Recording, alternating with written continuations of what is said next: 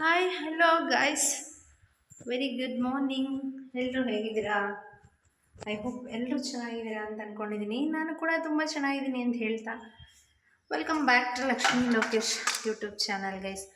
So ಇವತ್ತು vlog ಮಾಡಿಕೊಂಡು ಅಡುಗೆ ಮಾಡಿಕೊಂಡೆ ಇವತ್ತಿನ ವ್ಲಾಗ್ ಸ್ಟಾರ್ಟ್ ಮಾಡ್ತೀನಿ. ಸೊ ಬನ್ನಿ, ಇನ್ನೂ ಯಾರ್ಯಾರು ನನ್ನ ಚಾನಲ್ನ ಸಬ್ಸ್ಕ್ರೈಬ್ ಮಾಡ್ಕೊಂಡಿಲ್ಲ ದಯವಿಟ್ಟು ಸಬ್ಸ್ಕ್ರೈಬ್ ಮಾಡ್ಕೊಂಡು ಸಪೋರ್ಟ್ ಮಾಡ್ಕೊಳ್ಳಿ. ಹಾಗೆ ಇದುವರೆಗೂ ಸಬ್ಸ್ಕ್ರೈಬ್ ಮಾಡಿರೋ ಪ್ರತಿಯೊಬ್ಬರಿಗೂ ಕೂಡ ಥ್ಯಾಂಕ್ಸ್ ಹೇಳ್ತಿದ್ದೀನಿ. ಬನ್ನಿ, ಇವತ್ತಿನಗೆ ಬೆಳಗ್ಗೆನೇ ಆ್ಯಕ್ಚುಲಿ ಅಡುಗೆ ಮಾಡಿ ಇಟ್ಟಿದ್ದೀನಿ.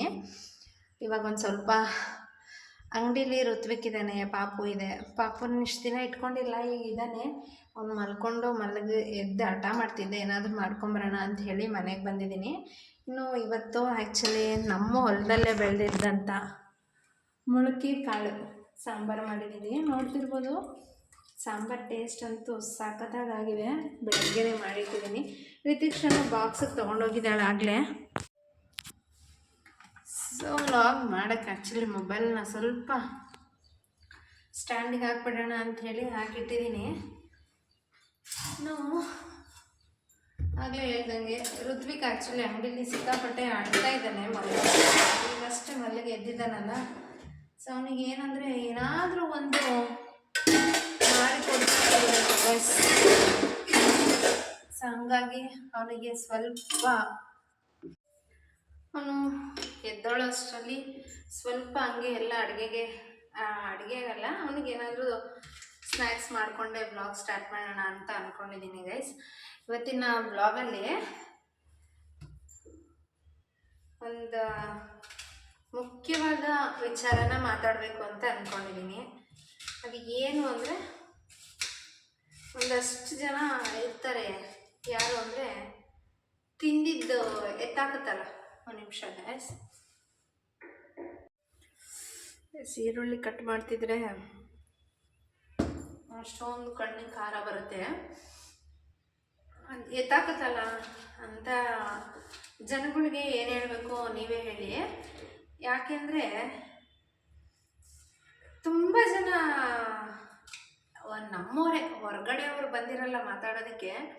ನಮ್ಮವರು, ಹತ್ತಿರದವರು, ರಿಲೇಷನ್ ಅವರು ಇವರೇ ಮಾತಾಡ್ತಾ ಇರ್ತಾರೆ. ಏನಂದರೆ, ಈಗ ಮನೆ ಕಟ್ಟಿ ನಿಮಗೆಲ್ಲ ಗೊತ್ತೇ ಇದೆ. ಮನೆ ಕಟ್ಟಿ ಗೃಹ ಪ್ರವೇಶ ಮಾಡಿ ಆಲ್ಮೋಸ್ಟ್ ನನ್ನ ಮನೆಗೆ ಬಂದು 1 ತಿಂಗಳಾಗಿದೆ ಅಷ್ಟೇ ಗಾಯ್ಸ್. 1 ತಿಂಗಳಲ್ಲೇ ಎಂತೆಂಥ ಮಾತು ಕೇಳ್ತಾ ಇದ್ದೀನಿ ಅಂದರೆ ನೀವು ನಿಜವಾಗ್ಲೂ ನಂಬಲ್ಲ. ಅಷ್ಟಷ್ಟು ಒಳ್ಳೊಳ್ಳೆ ಮಾತುಗಳನ್ನೇ ಕೇಳ್ತಾ ಇದ್ದೀನಿ ನಾನು. ಯಾಕಂದರೆ ನನಗೆ ಕಿವಿಗೆ ಹೆಂಗೆ ಮಾತು ಬೀಳ್ತಾ ಇದೆ ಅಂದರೆ, ಅತ್ತೆ ಮಾವನ ಮನೆಯಲ್ಲಿ ಆಸ್ತಿ ಇಸ್ಕೊಂಡು ಬಂದು ಮನೆ ಕಟ್ಟಿದ್ದೀನಂತೆ. ಆಮೇಲೆ ನಮ್ಮಮ್ಮನಿಗೆ ನಾನು ಟಾರ್ಚರ್ ಕೊಟ್ಟು ನಾನು ಯಾವಾಗಲೂ ಹೇಳ್ತಾ ಇರ್ತೀನಿ, ನಮ್ಮ ಅಕ್ಕ ತಂಗಿದಿರು ನನಗೆ ಸಪೋರ್ಟಿವ್ ಆಗಿದ್ದಾರೆ ಅಂತ. ಅಂದರೆ ಬೆಂಗಳೂರಲ್ಲಿ ನಮ್ಮ ಅಮ್ಮನ ಮನೆಯಲ್ಲಿ ನನಗೆ ನನ್ನ ಆಸ್ತಿನೆಲ್ಲ ಇಸ್ಕೊಂಬಂದಿದ್ದೀನಂತೆ. ಏನೇನು ಮಾತಾಡ್ತಾರಪ್ಪ, ಎಲ್ಲ ಬಿಲ್ದಿದ್ದ ನಾಲ್ಗೆ ಏನು ಬೇಕಾದರೂ ಮಾತಾಡುತ್ತೆ ಅಂತ ಪ್ರೂವ್ ಆಗೋಯ್ತು. ಯಾಕೆಂದರೆ ನಮ್ಮ ಅತ್ತೆ ಮಾವನ ಹತ್ರ ನಿಮಗೆಲ್ಲ ಗೊತ್ತೇ ಇರುತ್ತೆ, ಹಳ್ಳಿ ಕಡೆ ಸಾಮಾನ್ಯವಾಗಿ ಮದುವೆ ಆದಮೇಲೆ ಗಂಡು ಮಕ್ಳಿಬ್ರು 3 ಜನ ಈ ಥರ ಏನಾದರೂ ಇದ್ದರೆ ಆಸ್ತಿ ಎಲ್ಲ ಡಿವೈಡ್ ಮಾಡ್ತಾರೆ ಅಂತ. ಅದು ನಾವು ಯಾವುದೇ ರೀತಿ ಆಸ್ತಿ ನಾನೇನು ಒಂದೇ ₹1 ನೀವು ನಂಬಲ್ಲ ಗೈಸ್, ನಾನು ಸಿಂಗಲ್ಲಾಗಿ ಹೇಳಬೇಕು ಅಂತ ಹೇಳಿದ್ರೆ ಒಂದು 50 ಪೈಸನೂ ಕೂಡ ನಾನು ಅಲ್ಲಿಂದ ಎಕ್ಸ್ಪೆಕ್ಟೇಷನ್ ಮಾಡಿಲ್ಲ, ಮಾಡೋದು ಇಲ್ಲ. ನನ್ನ ಒಪಿನಿಯನ್ ಏನು ಅಂದರೆ, ನಾನೇ ಬೇರೆ ಬಂದಮೇಲೆ ನಾನು ಯಾಕೆ ಅವ್ರದ್ದು ಆಸೆ ಪಡಬೇಕು? ನನಗೆ ಏನಿದ್ರು ನಾನು ದುಡಿಯೋದು, ನನ್ನ ಗಂಡ ದುಡಿಯೋದು, ನನಗೆ ಇಷ್ಟಿದ್ರೆ ಸಾಕು. ನನಗೇನು ಬೇಕೋ ಅದನ್ನು ನಾನೇ ಮಾಡೋಣ ಅನ್ನೋದು ನನಗೆ ಹಠ. ಈಗಲಿಂದನೂ ಅಂತಲ್ಲ, ನನ್ನಮ್ಮ ಬೆಳೆದಿರೋದು ಹಂಗೆ. ನಮ್ಮಮ್ಮನೂ ಅಷ್ಟೇ. ನಮ್ಮ ಅಪ್ಪನ ಮದುವೆ ಆದಮೇಲೆ ಅವ್ರು ಏನೂ ಕೊಟ್ಟಿಲ್ಲ ಅಂದ್ರೂ ₹1 ಹೂವು ಮಾರಿ ರೋಡೆಲ್ಲ ಹೂವು ಅಂತ ಕೂಗಿ, ಅದು ಇವಾಗಾದರೂ ಮೈಕಲ್ಲೆಲ್ಲ ಅನೌನ್ಸ್ ಮಾಡ್ಕೊಂಡು ಹೋಗ್ತಾರೆ. ನಾವೆಲ್ಲ ಹೂವು ಮಾರಬೇಕಾದ್ರೆ ತಟ್ಟೆಯಲ್ಲಿಟ್ಕೊಂಡು ಹೂವು ಮಾರಿ ವ್ಯಾಪಾರ ಮಾಡಿ ಸ್ಕೂಲಿಗೆ ಹೋಗಿ ಬರಬೇಕಿತ್ತು. ಈ ಥರ ಎಲ್ಲ ಕಷ್ಟಪಟ್ಟು ಮಾಡಿದ್ದೀವಿ. ಇನ್ನು ಈಗ ನಾನು ಏನಾದರೂ ಇವ್ರ ಹತ್ರ ಆಸ್ತಿ ಕೇಳಿರ್ತೀನ ಅಂತ ನನಗೆ ಒಂದೊಂದ್ಸಲಿ ನನ್ನ ಮೇಲೆ ನನಗೆ ಡೌಟ್ ಆಗಿಬಿಡುತ್ತೆ ಗೈಸ್. ಆ ಥರ ಮಾತಾಡ್ತಾರೆ. ಎಲ್ಲರಿಗೂ ಹೇಳ್ಕೊಂಡು ಬಂದಿದ್ದಾರೆ, ಲಕ್ಷ್ಮಿ ಅತ್ತೆ ಮಾವನ ಮನೆಯಿಂದ ಆಸ್ತಿ ತೊಗೊಂಡು ಬಂದು ಆ ಆಸ್ತಿನ ಮಾರಿಬಿಟ್ಟು ನಾನು ಮನೆ ಕಟ್ಟಿದ್ದೀನಿ ಅಂತೆ. ಆಮೇಲೆ ಅದರಲ್ಲಿ ಬೇರೆ ಅತ್ತೆ ಮಾವನ್ನ ಆಸ್ತಿ ಈಸ್ಕೊಳೋವರೆಗೂ ಇದ್ದು ಆಸ್ತಿ ಕೊಟ್ಟ ಮೇಲೆ ಅತ್ತೆ ಮಾವನ್ನ ನೋಡ್ತಿಲ್ವತ್ತೆ, ಈ ಥರ ಮಾತಾಡ್ತಾ ಇದ್ದೀರ. ಸೊ ನಂಗೆ ಗೊತ್ತು ಅಂದಿರೋರು ನನ್ನ ಬ್ಲಾಗ್ ನೋಡ್ತಾರೆ ಅಂತ. ಅವರಿಗೋಸ್ಕರ ನಾನು ಬ್ಲಾಗಲ್ಲಿ ಹೇಳ್ತೀನಿ, ಒಂದು ವೇಳೆ ನೀವು ಆ ಥರ ಮಾಡಿರಬಹುದು, ಅತ್ತೆ ಮಾವನ ಹತ್ರ ಆಸ್ತಿ ತಗೊಳೋವರೆಗೂ ಇದ್ದು ಆಸ್ತಿ ಎಲ್ಲ ಮಾರ್ಕೊಂಡು ಅಥವಾ ಆಸ್ತಿ ಎಲ್ಲ ಈಸ್ಕೊಂಡು ಬರ್ಸ್ಕೊಂಡು ಅದಾದಮೇಲೆ ಅವ್ರನ್ನ ನೋಡಲ್ಲ ಅಂತ ನೀವು ಹೇಳಿರ್ಬೋದು. ನಾವು ಎಲ್ಲೂ ಹೇಳಿಲ್ಲ ಹಂಗೆ. ಏಕೆಂದರೆ ನಿಮ್ಮಂಥವ್ರಿಗೆ ಆ ಥರದ್ದು ಮಾಡಿ ಅಭ್ಯಾಸ ಆಗಿರುತ್ತೆ. ಎಲ್ರಿಗೂ ಆ ಥರ ಅಭ್ಯಾಸ ಆಗಿರಲ್ಲ. ಸೊ ನೀವೇನಾನ ಬೊಗಳ್ಕೊಳ್ಳಿ, ನಾನು ತಲೆ ಕೆಡಿಸ್ಕೊಳಲ್ಲ. ಆದರೆ ನಿಮ್ಮ ಮಾತುಗಳಿಂದ ಇನ್ನೊಬ್ರಿಗೆ ಹರ್ಟ್ ಆಗುತ್ತೆ, ಇನ್ನೊಬ್ರು ನೋಡ್ತಾ ಇರ್ತಾರೆ, ಅವ್ರು ಏನು ಅಂದ್ಕೊಳ್ತಾರೆ, ಅವ್ರೇನಾದರೂ ಅವ್ರ ಕಿವಿಗೆ ಏನಾದರೂ ಬಿದ್ದರೆ ಅವ್ರ ಅಪ್ಪ ಅಮ್ಮ ಏನು ಅಂದ್ಕೊಳ್ತಾರೆ, ಇದರಿಂದ ಎಷ್ಟು ಜನಕ್ಕೆ ನೋವು ಆಗುತ್ತೆ, ಇದೆಲ್ಲ ನಿಮಗೆ ತಲೆಗೆ ಹೋಗುತ್ತಾ ಹೋಗಲ್ವಾ ನನಗೆ ಗೊತ್ತಿಲ್ಲ. ಹೋಗಿದ್ರೆ ನೀವು ನಿಜವಾಗ್ಲೂ ಈ ಥರ ಮಾತಾಡ್ತಿರ್ಲಿಲ್ಲ ಗೈಸ್. ನಾನು ನನ್ನ ಸಬ್ಸ್ಕ್ರೈಬರ್ ಹತ್ರ ಶೇರ್ ಮಾಡೋಕ್ಕೆ ಇಷ್ಟಪಡ್ತೀನಿ. ಯಾರೋ ಏನೋ ಅಂದರು ಅಂತ ಅವ್ರಿಗೆ ಹೇಳಬೇಕು ಅಂತ ನಾನು ಹೇಳ್ತಾ ಇಲ್ಲ. ನಾನು ಈಚೆ ಬಂದಾಗಲಿಂದ ಇದುವರೆಗೂ ನನ್ನ ಅತ್ತೆ ಆಗಿರ್ಬೋದು, ನನ್ನ ಮಾವ ಆಗಿರ್ಬೋದು, ಅವ್ರ ಹತ್ರ ನನಗೆ ಆಸ್ತಿ ಕೊಡಿ ಅಂತ ನಾನು ಮಾತಾಡಿಲ್ಲ. ನನಗೆ ಆಸ್ತಿ ಬಗ್ಗೆನೂ ನಾನು ಕೇಳೂ ಇಲ್ಲ. ನನಗೆ ಈ ಥರ ಆಸ್ತಿ ಬೇಕು ಅಂತಲೂ ನನ್ನ ಗಂಡನೂ ಹೋಗಿಲ್ಲ. ನಾವೇನಿದ್ರೂ ಇಬ್ಬರೂ ಅಷ್ಟೇ, ನಾವು ಇಂಡಿಪೆಂಡೆಂಟಾಗಿ ಮಾಡೋಣ. ನಮ್ಮ ಮಕ್ಳಿಗೆ ನಾವು ಏನು ಮಾಡಿದ್ದೀವಿ ಅನ್ನೋದು ನಮಗೆ ಗೊತ್ತಾಗಬೇಕು. ಯಾರೋ ಮಾಡಿರೋದನ್ನು ತಂದು ನಾವು ಬೆಳೆಸೋದು ನಮಗೆ ಬೇಡ. ಸೊ ನಾವು ಈ ಥರ ಮಾತಾಡ್ಕೊಂಡಿರೋದು ಇವಾಗಲೂ ಅಷ್ಟೇ, ಮುಂದೆನೂ ಅಷ್ಟೇ, ಇನ್ನು ಎಷ್ಟೇ ದಿನ ಹೋದರೂ ಅಷ್ಟೇ. ಆಮೇಲೆ ಇನ್ನು ಸ್ವಲ್ಪ ಜನ ಕೇಳ್ಬೋದು, ಹಂಗಾದರೆ ಏನರ್ಥ, ನಿಮ್ಮ ಅತ್ತೆ ಮಾವನ ಹತ್ರ ಆಸ್ತಿ ಇಸ್ಕೊಳಲ್ವಾ ನಿಮಗೆ ಬೇಡವಾ ಅಂತ. ಖಂಡಿತ ಬೇಕು. ಆದರೆ ನನಗೆ ನನ್ನ ಅತ್ತೆ ಮಾವಂದು ನಾನು ಕೇಳ್ತಾ ಇಲ್ಲ, ನನಗೆ ಬೇಕು ಅಂತಲೂ ನಾನು ಕೇಳ್ತಾ ಇಲ್ಲ. ಈಗ ಹೊಲ ಜಮೀನಿದೆ ಅಂತ ಹೇಳಿದ್ರೆ ಅದನ್ನು ನಾವು ಮಾಡಲೇಬೇಕಲ್ವಾ. ನಾನು ಹೇಳ್ತಾ ಇರೋದು ಅವ್ರ ಹತ್ರ ಇರೋ ಅವ್ರ ಹತ್ರ ಏನಾದರೂ ದುಡ್ಡಿದ್ರೆ ನನಗೆ ಆ ದುಡ್ಡು ಬೇಡ. ಅವ್ರ ಹತ್ರ ಒಡವೆ ಇದೆಯಾ, ನನಗೆ ಆ ಒಡವೆ ಬೇಡ. ನನಗೆ ಆಸ್ತಿ ಕೊಡಿ ಅಂತಲೂ ಕೇಳಲ್ಲ. ನಾನು ನನ್ನ ತಂದೆ ತಾಯಿನ ಯಾವ ರೀತಿ ತಿಳ್ಕೊಂಡಿದ್ದೀನೋ ಅವ್ರನ್ನೂ ಅದೇ ಥರನೇ. ಅಂದರೆ ನಮ್ಮ ತಂದೆ ತಾಯಿಗೆ ಏಜ್ ಆಗೋವರೆಗೂ, ಈಗ ನಾವು 4 ಜನನೇ ಹೆಣ್ಮಕ್ಳಲ್ವಾ, ನಮ್ಮ ಅಪ್ಪ ಅಮ್ಮನ ಹತ್ರನೂ ಕೂಡ ನಾವು ನಮಗೆ ಆಸ್ತಿ ಕೊಡಿ ಅಂತ ನಾವು ಕೇಳಲ್ಲ. ಯಾರಿಗೆ ಮಾಡಿರ್ತಾರೆ, ಮಕ್ಕಳಿಗೆ ಮಾಡಿರ್ತಾರಲ್ವಾ. ಇರೋವರೆಗೂ ಅವ್ರು ಚೆನ್ನಾಗಿರಲಿ ಬಿಡಿ, ಆಮೇಲೆ ನಮಗೆ ತಾನೇ. ಅವ್ರು ಎಷ್ಟು ದಿನ ಇರ್ತಾರೋ ಅವ್ರು ಇರೋವರೆಗೂ ಅವ್ರು ನೆಮ್ಮದಿಯಾಗಿ ನಮ್ಮ ಹತ್ರನೂ ಕೇಳ್ದಿರಾ, ಅವರು ಇನ್ನೊಬ್ರ ಹತ್ರ ಯಾರ ಹತ್ರನೂ ಕೈ ಚಾಚಿದ್ದೀರಾ, ಅವ್ರಿಗೆ ಏನು ಬೇಕೋ ಅದು ತೊಗೊಂಡು ಅವ್ರು ಆರಾಮಾಗಿರಲಿ. ಇವ್ರಿಗೂ ಅಷ್ಟೇ, ಇವ್ರು ಇರೋವರೆಗೂ ಇವರು ಆರಾಮಾಗಿರಲಿ. ಇವ್ರಿಗೇನು ಬೇಕೋ ಅದನ್ನು ಇವರು ತೊಗೊಳ್ಳಿ. ಇವ್ರ ಹತ್ರನೂ ಯಾರು ಕೈ ಚಾಚೋದು ಬೇಡ, ಇವರು ಎಲ್ಲೂ ಹೋಗಿ ಕೈ ಚಾಚೋದು ಬೇಡ. ಸೊ ಆ ಇಂಟೆನ್ಷನು ಮುಂದೆ ಇವರು ಅಣ್ಣ ತಮ್ಮಂದಿರು ಏನಾಗುತ್ತೋ ಅದನ್ನು ಹಂಚ್ಕೊತಾರೆ. ನಾನು ಅವ್ರ ಮನೆಯಿಂದ 4 ಆಣೆ ತಂದು ನಾನು ಮನೆ ಕಟ್ಟಿಲ್ಲ, 4 ಆಣೆ ಬೇಕು ಅಂತಲೂ ನಾನು ಕೇಳಿಲ್ಲ. ನನಗೆ ಏನೇ ಕಷ್ಟ ಇದ್ದರೂ ನಾನು ಅನುಭವಿಸಿದ್ದೀನಿ. ನನಗೇನೇ ಬೇಕು ಅಂತ ಹೇಳಿದ್ರು ನನ್ನ ಫ್ಯಾಮಿಲಿಯಲ್ಲಿ ಹೆಲ್ಪ್ ಮಾಡಿದ್ದಾರೆ. ನನಗೆ ಬೇಕು ಅಂತ ಹೇಳಿದ್ರೆ ಅಂಗಡಿಲಿ ಹೋಗಿ ಕಷ್ಟಪಡ್ತೀನಿ. ನನ್ನ ಹಿಂದಿನ ಬ್ಲಾಗಲ್ಲಿ ಶೇರ್ ಮಾಡಿದ್ದೀನಿ. ದುಡ್ಡು ಮಾಡೋದು ಇಲ್ಲ, ಮಾಡೋರನ್ನ ನೋಡಿದ್ರೆ ಹುರ್ಕೊಳ್ಳೋದು ಬಿಡೋದು ಇಲ್ಲ ಅಂತ. ನೀವು ಎಲ್ಲಿವರೆಗೂ ಇನ್ನೊಬ್ಬರನ್ನ ಹೀಯಾಳಿಸ್ಕೊಂಡು ಇನ್ನೊಬ್ಬರನ್ನ ಆಡಿಕೊಂಡು ಈ ಥರ ಇರ್ತಿರೋ ನನಗೆ ಗೊತ್ತಿಲ್ಲ. ಅಲ್ಲಿವರೆಗೂ ನೀವು ಹಾಗೆ ಇರ್ತೀರ. ದುಡೀರಿ, ಗಂಡ ಹೆಂಡತಿ ಕಷ್ಟಪಟ್ಟು ದುಡೀರಿ, ಅತ್ತೆ ಮಾವನ್ನ ನೋಡ್ಕೊಳ್ಳಿ ಅಂತ ನೀವು ನನಗೆ ಹೇಳಬೇಡಿ. ಅತ್ತೆ ಮಾವನ್ನ ನೋಡ್ಕೊಂಡು ಆಗಿಲ್ವಾ ಹುಡುಗರು, ನನ್ನ ತಂದೆ ತಾಯಿನೂ ನಾನು ನೋಡ್ಕೊಳ್ತಾ ಇಲ್ಲ, ನೀವು ಯಾಕೆ ಪರ್ಟಿಕ್ಯುಲರಾಗಿ ಅತ್ತೆ ಮಾವ ಅಂತ ಹೇಳ್ತೀರಾ?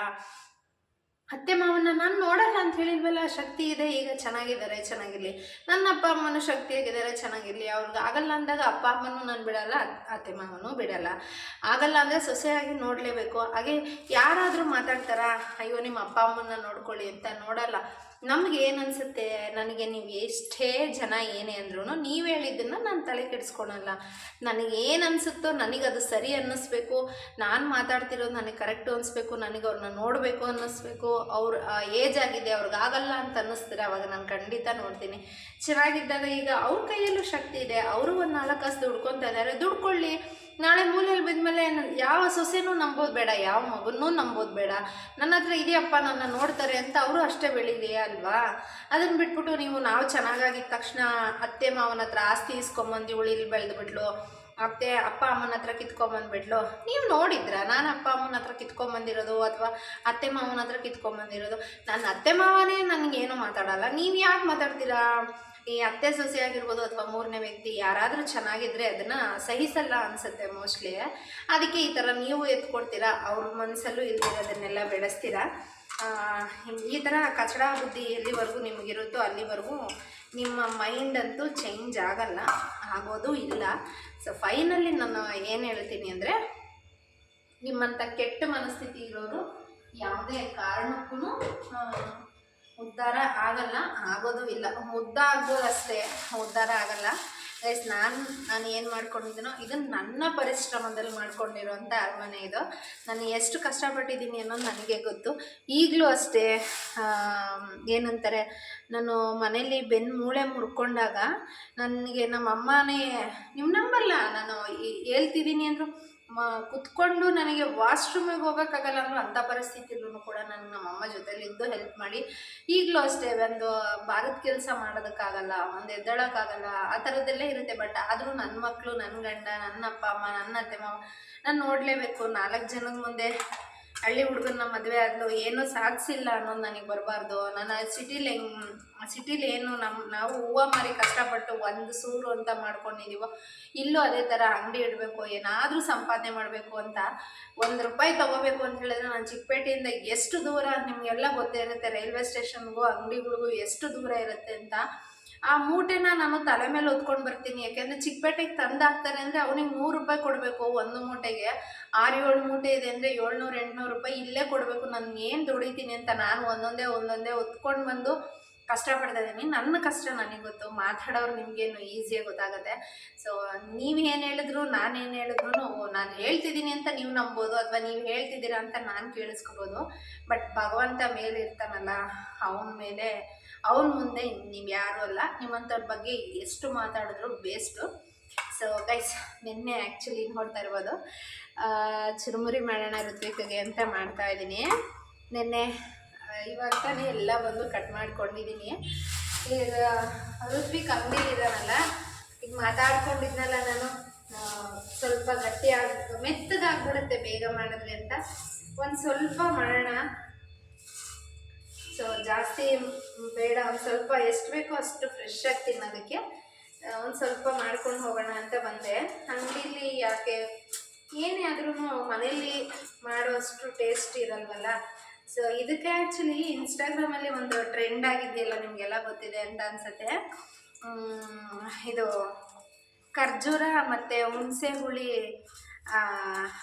ಮಿಕ್ಸಿಲಿ ರುಬ್ಬಿಟ್ಟು ಹಾಕ್ತಾರಲ್ಲ, ಅದನ್ನು ಹಾಕ್ಕೊಂಡು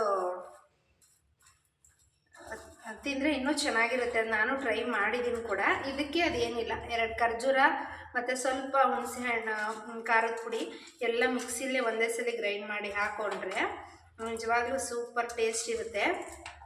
ಈಗ ಇದಕ್ಕೆ ನಾನು ಏನೂ ಹಾಕಿಲ್ಲ, ಬರೀ ಈರುಳ್ಳಿ, ನೆನ್ನೆ ಗಣಸಿ ಸಂತೆಲಿ ತಂದಿದ್ದಂಥ ಚೋಚೋಯ್ತು ಒಂದು ಸ್ವಲ್ಪ ಮಿಕ್ಸ್ಚರು, ಅದು ಮತ್ತು ಟೊಮೊಟೊ, ಖಾರದ ಪುಡಿ, ಉಪ್ಪು, ಬ್ಲ್ಯಾಕ್ ಸಾಲ್ಟು, ಒಂದು ಸ್ವಲ್ಪ ಕೊತ್ತಂಬರಿ ಸೊಪ್ಪು, ಇದಿಷ್ಟು ಹಾಕ್ಕೊಂಡು ಸೊ ಫೈನಲಿ ಈ ಥರ ಮಾಡ್ಕೊಂಡಿದ್ದೀನಿ. ಹೆಂಗಿದೆ ಅಂತ ಹೇಳೋಣ, ಅಮ್ಮಂಗೆ ತೊಗೊಂಡೋಗಿ ಕೊಡ್ತೀನಿ.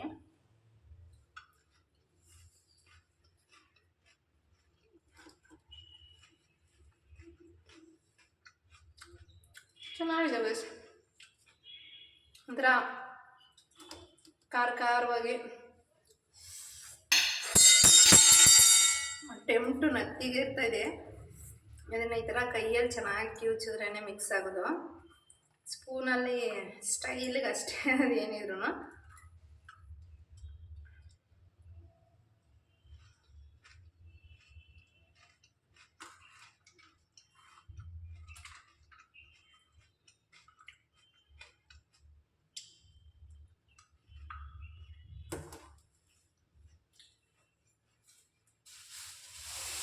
ಚೆನ್ನಾಗಿದೆ. ಅದು ಅಂಗಡಿನೇ ಅಮ್ಮಂಗೂ ಸ್ವಲ್ಪ ಕೊಟ್ಟು ಅಂಗಡಿಯಲ್ಲೇ ತಿನ್ಕೊಂಡು ಅಮ್ಮ ಹೆಂಗಿದೆ ಅಂತ ಹೇಳ್ತಾರೆ. ಬನ್ನಿ ಹೋಗೋಣ. ನಿನ್ನೆ ಆ್ಯಕ್ಚುಲಿ ಸ್ವಲ್ಪ ತೋರಿಸ್ತೀನಿ ಬನ್ನಿ. ನಿನ್ನೆ ಆ್ಯಕ್ಚುಲಿ ತುಂಬ ಅಂದರೆ ತುಂಬ ಮ್ಯಾಂಗೋಸ್ ಅಂಗಡಿ ಹತ್ರ ಯಾರೋ ತಂದುಕೊಟ್ಟಿದ್ದಾರೆ. ತೋರಿಸ್ತೀನಿ ನೋಡಿ, ಎಲ್ಲ ಮಂಚದ ಕೆಳಗಡೆ ಹಾಕಿಟ್ಟಿದ್ದೀನಿ. ಇಲ್ಲಿ ಒಂದು ಸ್ವಲ್ಪ ಹಣ್ಣಾಗಿರೋದು ಈ ಥರ ಹಿಂಗೆ ಸಪ್ರೇಟಾಗಿ ತೆಗ್ದಿಟ್ಟಿದ್ದೀನಿ. ಗಿಣಿ ಮಾವಿನೂ ಕೂಡ ಹಣ್ಣು ಆಗಿದೆ. ಇದನ್ನು ಕೂಡ ತಿನ್ನೋಕ್ಕೆ ಸ್ವೀಟ್ ತುಂಬ ಚೆನ್ನಾಗಿದೆ. ಹಣ್ಣಂತೂ ನೋಡ್ತಾ ಇರ್ಬೋದು ಎಷ್ಟು ಸಖತ್ತಾಗಿ ಹಣ್ಣಾಗಿದೆ ಅಂತ. ಇನ್ನು ಆ ಕಡೆ ಒಂದು ಬ್ಯಾಗಲ್ಲಿದೆ, ಅದು ಸ್ವಲ್ಪ ಕಾಯಿ, ಅದಕ್ಕೆ ಆ ಥರ ಸಪ್ರೇಟಾಗಿ ಕಟ್ಟಿಟ್ಟಿದ್ದೀನಿ. ಈಗ ನಾನು ಕೂಡ ಒಂದು ತೊಗೊಳ್ತೀನಿ ಇದರಲ್ಲಿ. ಸೊ ಅಂಗಡಿಲೇ ಕುತ್ಕೊಂಡು ತಿನ್ನೋಣ ಅಂತ. ಸೊ ನೋಡ್ತಿರ್ಬೋದು, ಅಂಗಡಿಲೇ ತಿನ್ನೋಕ್ಕೆ ಒಂದು ಮ್ಯಾಂಗೋ ಮತ್ತು ಒಂದು ಸ್ವಲ್ಪ ಚುರುಮುರಿ ತಗೊಂಡು ಹೋಗೋಣ. ಅಂತೂ ಪಕ್ಕ ಬೈತಾರೆ. ಯಾಕೆ ಗೊತ್ತಾ, ಬೆಳಗ್ಗೆ ಹೊತ್ತು 4:15 4:45 ಈ ಥರ ಎದ್ದಿರ್ತೀನಿ. ಮನೆಗೆ ಹೋಗಿ ಒಂದು ಸ್ವಲ್ಪ ಕೆಲಸ ಮಾಡ್ಬಾ ಅಂದರೆ ಹೋಗಿ ಚುರುಮುರಿ ಮಾಡೋದು, ಪಾಪು ಅಳ್ತಾನೆ ಅಂತ ಏನಾದರೂ ಮಾಡೋದು, ಈ ಥರ ಮಾಡ್ತೀಯ. ಮತ್ತು ನೈಟ್ ನೋಡಿದ್ರೆ ಸ್ವಲ್ಪ ಊಟ ಮಾಡಿ ಮಲ್ಕೊಬಿಡ್ತೀಯ, ಮಾಡೋಕ್ಕೆ ಶಕ್ತಿ ಆದರೂ ಬೇಡವಾ ಅಂತ ಬೈತಾರೆ. ಈಗ ಅಂಗಡಿಗೆ ಹೋಗಿದ ತಕ್ಷಣ ನೋಡಿ ಹೆಂಗೆ ಬೈತಾರೆ ಅಂತ ಗೊತ್ತಾಗುತ್ತೆ. ನೀನೀಗ ಮಾಡೋಕ್ಕೆ ಕೆಲಸ ಇಲ್ಲ ಅನಿಸುತ್ತೆ ಅಂತಾರೆ. ಬಟ್ ಆದರೂ ತಾಯಿ ಇರೋವರೆಗೂ ಈಗ ಅಮ್ಮನಿಗೋಸ್ಕರ ಮಾಡ್ತೀನಿ ಅಂತ ಹೇಳಿದ್ರೆ ಅಮ್ಮ ನಿಜವಾಗ್ಲೂ ಬೇಡ ಅಂತಲೇ ಅನ್ನೋದು. ಇಲ್ಲ ಋತ್ವಿಗೋಸ್ಕರ ಮಾಡಿದ್ದು ನಾನು ಅಂದರೆ ಅವಾಗ ಸುಮ್ಮನೆ ತಿಂತಾರೆ. ಅಮ್ಮ ನನಗೆ ಜಾಸ್ತಿ ಕಷ್ಟ ಕೊಡೋಕ್ಕೆ ಇಷ್ಟಪಡಲ್ಲ. ಇನ್ನೇನು ಭಾನುವಾರ ಹೊರ್ಟೋಗ್ತಾರೆ, ನಾಳೆ ಒಂದೇ ದಿನ.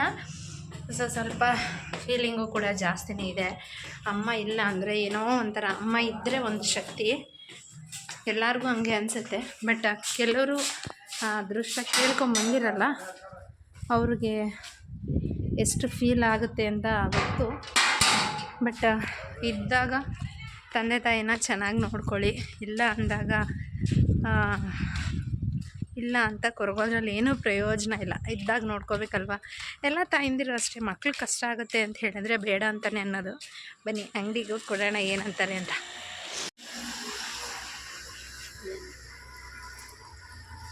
ಏನೋ ಒಂದು ಮಾಡ್ಕೊಂಬಂದೆ. ಇನ್ನೂ ಎದ್ದಿಲ್ವಾ? ತಿನ್ನು. ಹಾಂ,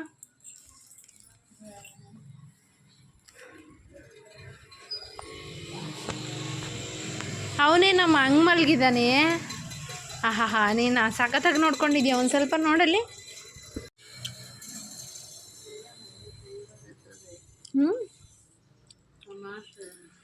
ಬಿದ್ದೋದ್ರೆ ಹಂಗೆ ಮಲಗಿಸೋದಾಗಿದೆಯಾ? ನಮ್ದಾ ಅಮ್ಮ ಬೈದಿದ್ದಂತೂ ಕ್ಯಾಪ್ಚರ್ ಮಾಡಲಿಲ್ಲ. ನಮ್ಮಮ್ಮ ಅಂತ ಗೊತ್ತಲ್ಲ, ಹಳ್ಳಿ ಕಡೆ ನಿಮ್ಗೆ ಹೆಂಗೆ ಬೈತಾರೆ ಅಂತ. ಸೊ ಏನು ಕೇವೇನು ಮಾಡೋಕ್ಕೆ ಹಂಗೆ ಹಿಂಗೆ ಅಂತೂ. ಇನ್ನು ಋತ್ವಿಕ್ ಅಂಗಡಿಲೇ ಮಲ್ಕೊಂಡಿದ್ದಾನೆ. ಇನ್ನು ಆಸ್ತಿ ಬಗ್ಗೆ ಮಾತಾಡಿರೋರಿಗೆ ಕ್ಲಾರಿಟಿ ಕೊಟ್ಟಿದ್ದೀನಿ ಅಂತ ಅಂದ್ಕೊಂಡಿದ್ದೀನಿ. ವಿಡಿಯೋ ನೋಡಿ ಹುರ್ಕೊಂಡು ಮತ್ತೆ ಏನಾದರೂ ಒಂದು ರಿಲೇಷನ್ ಕಿವಿಲಿ ಓದ್ತಾರೆ, ಅವಾಗ ನನಗೂ ಬೀಳುತ್ತೆ ಅಂತ ಹೇಳ್ತಾ ಇವತ್ತಿನ ನಮ್ಮ ವ್ಲಾಗ್ ಇಲ್ಲಿಗೆ ಮುಗಿಸ್ತಾ ಇದ್ದೀನಿ. ಗೈಸ್, ವಿಡಿಯೋ ಇಷ್ಟ ಆಗಿದೆ ಲೈಕ್ ಮಾಡಿ, ಶೇರ್ ಮಾಡಿ. ಹಾಗೆ ಇನ್ನೂ ಯಾರ್ಯಾರು ನನ್ನ ಚಾನಲ್ನ ಸಬ್ಸ್ಕ್ರೈಬ್ ಮಾಡಿಲ್ಲ ಸಬ್ಸ್ಕ್ರೈಬ್ ಮಾಡ್ಕೊಂಡು ಸಪೋರ್ಟ್ ಮಾಡಿ. Thank you.